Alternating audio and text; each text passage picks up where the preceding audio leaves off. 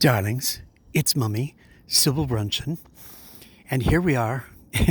It's the day after Christmas, 2020. For some people, the most infamous year of their lives is coming to an end.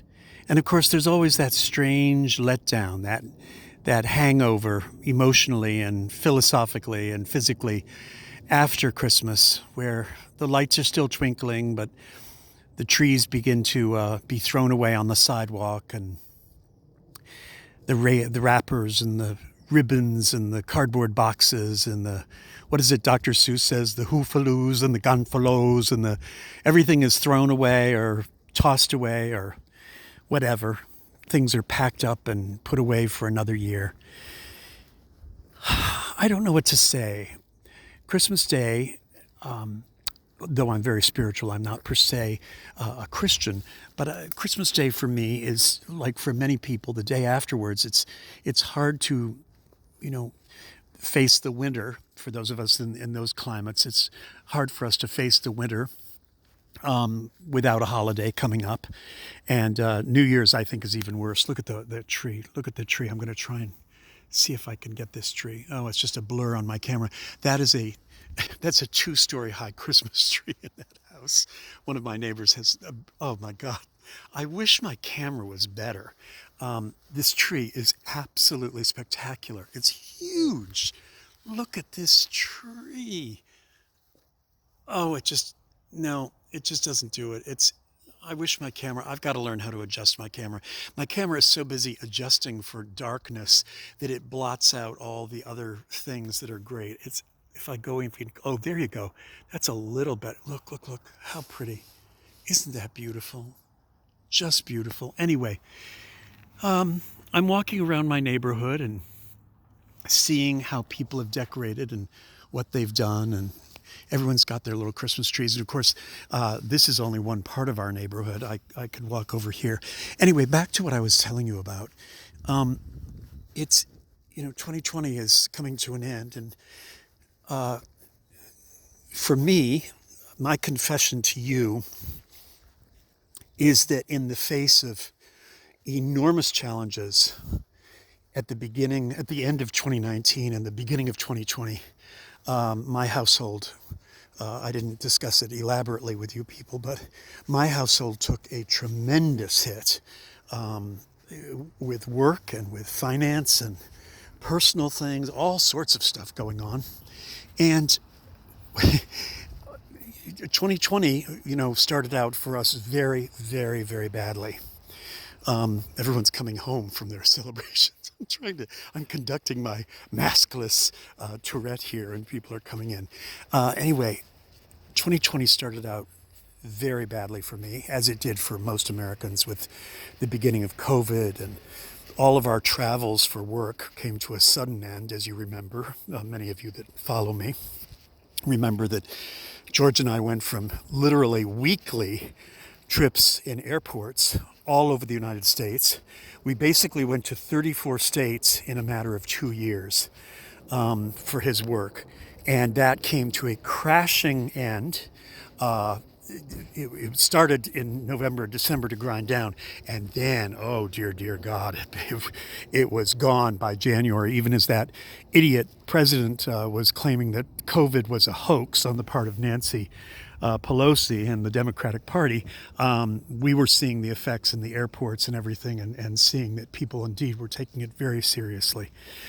Anyway, our work dried up, our finances dried up, and then through a miracle, we were offered an opportunity in Philadelphia, in the Philadelphia area, to come down, and not only to come down here for work, which we had been doing by commuting, but we were offered the opportunity to move down here.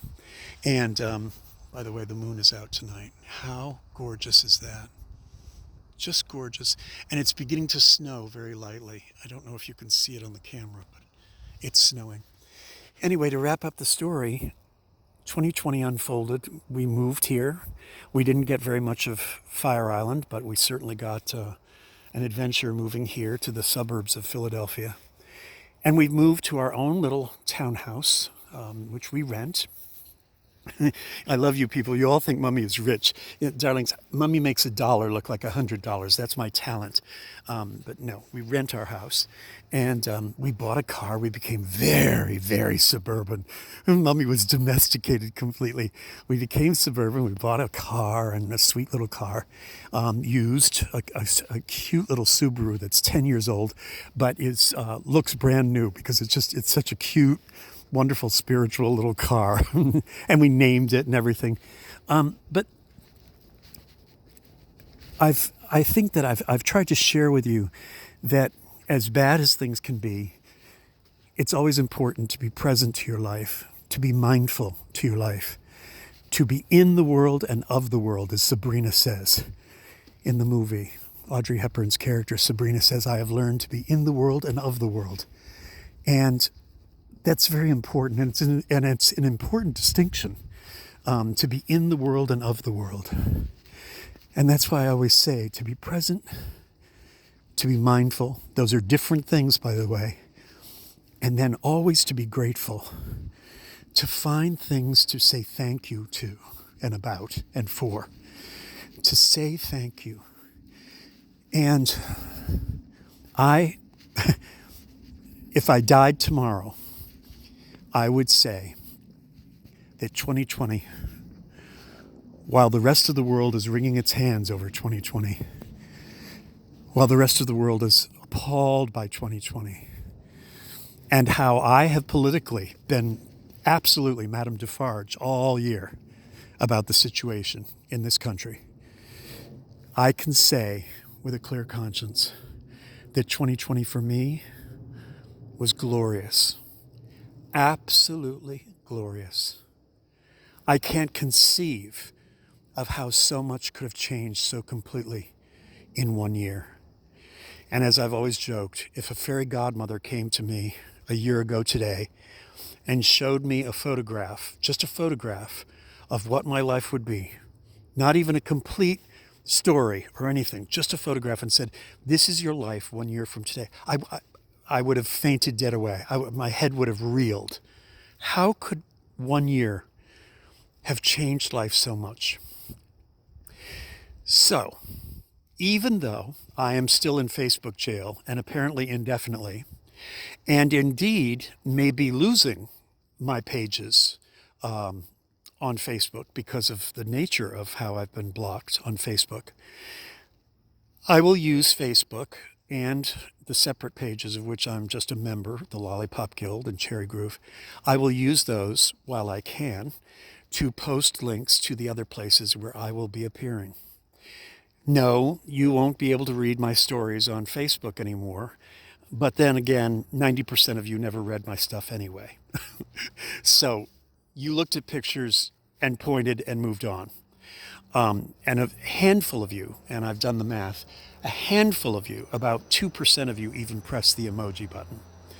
So if you want Sybil Bruncheon stories, or to find out where Tour-ettes are, or what I'm doing, or even upcoming shows, as I begin to move myself into that format, when COVID begins to lift, you will have to find it on SybilSays.com and SybilBruncheon.com and on my YouTube channel, and in whatever new places we decide to do our shows, and of course on my weekly podcasts, thanks to Gwendolyn Holdenberry and the Here Be Monsters Network with Come Now Don't Sulk.